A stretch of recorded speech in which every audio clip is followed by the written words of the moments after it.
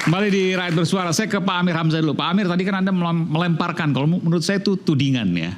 Tudingan ada agen asing, Anda sebutkan Amerika, Inggris, tadi sebutkan juga Bung Refli, mungkin nggak hanya itu aja, blok barat aja, China juga mungkin ada. Saya ingin tanya, belum lagi tadi katakan bisa juga mereka merasuki media. Itu kan tudingan yang menurut saya kontraproduktif terhadap demokrasi. Kalau seandainya datanya ada, iya.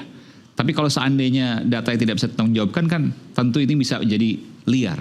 Anda punya alibi, Anda punya data sehingga Anda mengatakan hal tersebut, Pak Amir, silakan. Data tentang apa? Yang tadi Anda sampaikan bahwa ada tangan-tangan yang tak terlihat yang ingin merusak pemerintahan ini dan mereka melakukan lewat berbagai cara termasuk juga lewat media. Anda sempat mengatakan seperti itu kan? Bagaimana? Bahwa ada tangan-tangan yang tak terlihat, invisible hand, lewat intelijen asing tadi yang kemudian ingin merusak pemerintahan ini, dan salah satunya adalah lewat media, betul? Ya memang. Cuma itu kan sesuatu yang untouchable, sesuatu yang invisible. Kalau media yang tidak terdaftar di Dewan Pers entah berantah mungkin saja, tapi kalau media terdaftar, media besar, tadi disebutkan misalnya Tempo, apa mungkin? Kan hal yang menurut saya itu kontraproduktif atau bahkan menyerang demokrasi. Media itu kan dikelola oleh manusia gitu kan. Nggak, datanya dari mana itu Pak? Kenapa? Datanya dari mana? Ya tentu kan sumber data saya nggak bisa saya umumkan dong. Tuh kan. Jadi bentuknya seperti apa? Oh banyak. Tapi kalau misalnya Anda ketemu sama pribadi sama saya, apalagi kalau Anda bisa bahasa Cina, bisa baca dokumen Cina. Anda pernah baca itu? Ada, bukan pernah baca, punya saya. Tapi itu kan Anda harus menghubungi saya secara tertutup. Artinya Anda bisa bahasa China segala macam itu? Saya tidak bisa berbahasa Cina, tapi ada tim saya yang bisa berbahasa Cina. Oh tim, oke. Apalagi itu kan nanti diikuti dengan terjemahan dan lain-lain sebagainya. Oke. Dan itu isinya adalah? Ya yang seperti yang saya bilang tadi. Gitu kan? Kan sudah juga disinggung oleh Bung Refli Harun tadi kan. Asing lah gitu. Bagaimana mereka ini gitu kan. Bagaimana Cina main gitu kan.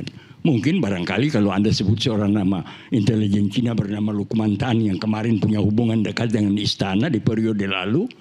Barangkali Anda kaget. Tapi kalau Anda bisa baca sejarah dokumen yang saya miliki gitu. Nah, jadi untuk hal-hal tujuannya apa sih? Tujuannya apa? Untuk meruntuhkan pemerintahan ini mengganti dengan yang lain atau apa? Iya sudah jelas. Coba Anda pelajari berapa partai politik yang punya perjanjian kerjasama dengan Cina. Ya. Perjanjian bentuk apa ini maksudnya? Ya perjanjian kerjasama antara mereka dengan partai komunis. Nah, tadi Anda katakan Amerika, Inggris, sekarang Cina juga. Cina kan.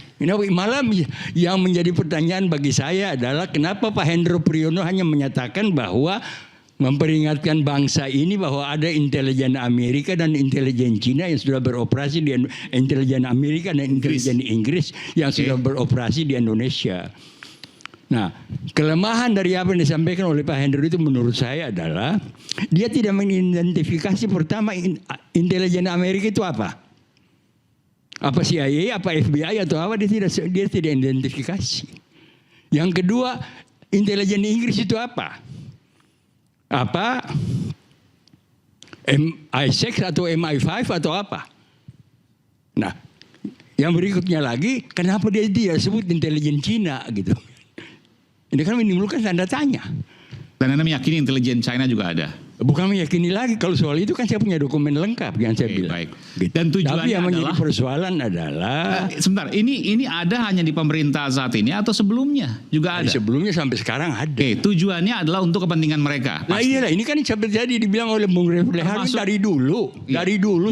Dari mulai kemerdekaan udah. Malahan kalau Anda baca sejarah, kenal nggak? Anda tahu nggak? Yang namanya Komite 300. Anda pernah dengar yang namanya Komite of 300, Komite of 300. Silakan. Yang menguasai seluruh perbankan dunia. Yang sekarang justru yang memerintahkan Trump untuk melakukan kebijakan ini gitu kan. Anda tahu nggak Iluminasi? Anda tahu nggak Primasonry? Ya, itu udah banyak di buku-buku teori konspirasi. Tapi sebegini, saya ingin tanya dulu. Artinya ini kan bukan hal yang baru. Ini memang bukan hal yang baru. Kalau Anda Tapi tahu baca itu bahwa sekarang mereka begitu sudah mereka beroperasi di Indonesia sejak awal abad ke-18. Oke, sekarang tapi begitu ofensif yang Anda katakan menyerang orang-orang di sekeliling Pak Prabowo, orang-orang dekat.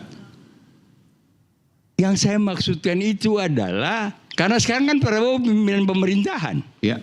Ya, dulu di era Bung Karno juga begitu. Di era Pak Harto juga begitu. Coba baca turunnya Pak Harto apa? Bukan karena demo mahasiswa kita yang di DPR gitu kan. Tapi karena ditelepon oleh Condoleezza dari Amerika Serikat supaya minta mundur kan. Jadi kalau Anda bicara itu harus pelajari dulu sejarah. Oke. Ada komentar soal ini? Silakan. Iya, terima kasih. Saya saya pikir apa yang disampaikan Pak Amir ini ya mungkin bukan sesuatu yang baru ya, dan tidak masuk kategori soal intelijen, tapi udah informasi umum lah. Tapi saya mau menyampaikan sesuatu supaya tidak mengecilkan, mengerdilkan peran mahasiswa pada zaman reformasi 1998, bahwa memang Soeharto itu jatuh adalah karena pergerakan mahasiswa, bukan karena telepon dari siapapun, tetapi karena mahasiswa yang bergerak turun ke jalan menginginkan suatu perubahan. Soal hal-hal lain di balik itu semua, saya pikir tidak boleh menghilangkan peran mahasiswa pada 1998. Iya, bukan menghilangkan peran mereka. Iya, itu yang paling penting itu. Faktanya bahwa Pak Harto menyatakan diri mundur itu kan setelah dia ditelepon oleh Menteri Luar Negeri Amerika Serikat. Jadi Menteri Luar Negeri Amerika Serikat memanfaatkan demonstrasi mahasiswa itu.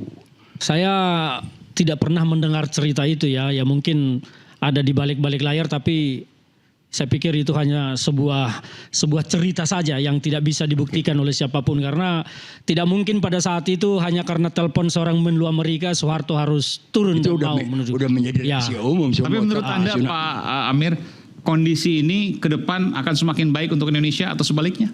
Saya kira kalau ada satu jalan, ini kan semua masalahnya terletak pada masalah bahwa rencana manis, bagus semua, tapi kan kita minus likuiditas. Uang gitu kan. Cadangan devisa nasional kita hanya surat. Cash nggak ada. Nah, hanya ada satu jalan yang bisa ditempuh oleh emas terbesar 6 di dunia. Punya cadangan emas terbesar ke-6 di dunia. Tapi ada beberapa masalah kendala misalnya. Kita nggak bisa mencetak uang selama kita masih bergantung kepada IMF dan Bank Dunia. Karena kita sedang kena sanksi.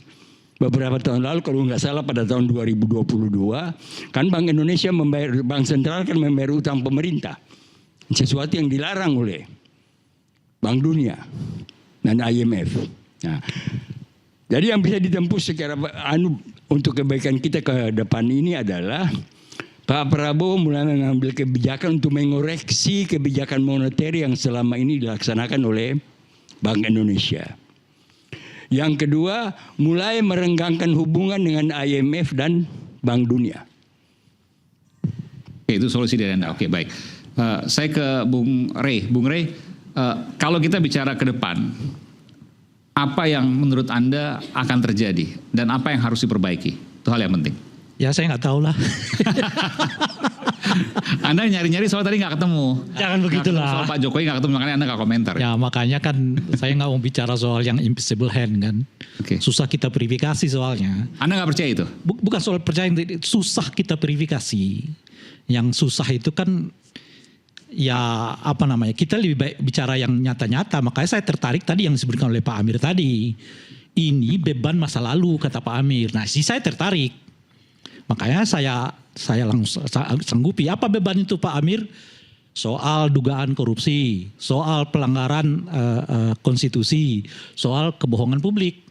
Yang menurut Pak Amir, kalau nggak diselesaikan ini terlebih dahulu, jangan kita dulu berbicara soal masa depan.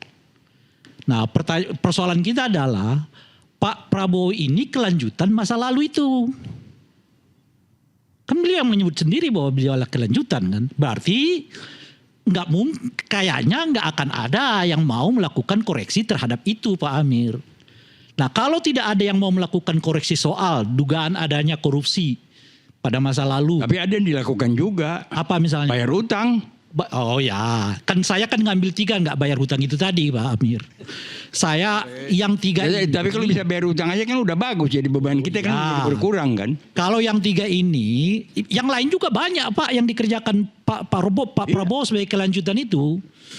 Kan menggandeng Sri Mulyani sebagai Menteri Keuangan. Yang dalam sejarahnya nggak pernah membuat kita ke angka 8%. Cuma 5% kemampuan dia gitu kan. Dan banyak sekali. Nah cuma yang 3 yang disebutkan tadi oleh Pak Amir, menurut saya akan sulit dilanjutkan oleh Pak Prabowo. Karena seperti kita ketahui Pak Prabowo itu rajinnya itu justru bertemu dengan Pak Jokowi gitu loh. Kecuali kemarin kita dengar ada pertemuan, entah benar atau tidak gitu ya. Dan pertemuan antara Pak Prabowo dengan Ibu Mega, benar atau tidak saya nggak tahu.